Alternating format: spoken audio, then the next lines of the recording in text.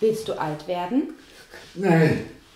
Weil ich in kein Alten- oder Pflegeheim abgeschoben werden möchte.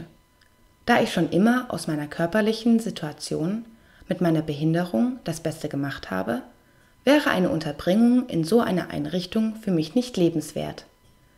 Unten in der Videobeschreibung finden Sie einen Link zu einem anderen Video. In diesem erzähle ich in einem Vortrag über mein Leben mit meiner Körperbehinderung, der infantilen Zerebralparese. Was unsere Gesellschaft mit den Alten macht, wenn diese nicht mehr selbstständig in ihrer eigenen Wohnung leben können, ist beschämend. Ich weiß, wie es ist, wenn man auf fremde Hilfe angewiesen ist.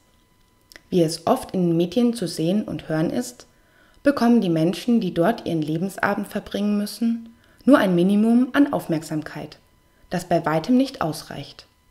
Sie werden dort wie am Fließband abgefertigt. Diese menschenunwürdige Pflege, falls man diese Abfertigung noch Pflege nennen darf, wird von Staatsseite gefördert, da die Heimbetreiber diese Fließbandarbeit auch noch mit den Kostenträgern abrechnen dürfen.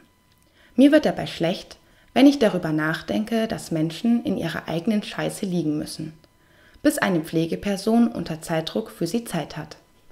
Warum kann der Staat da nicht einschreiten und die Heimbetreiber per Gesetz zwingen, mehr Personal einzustellen?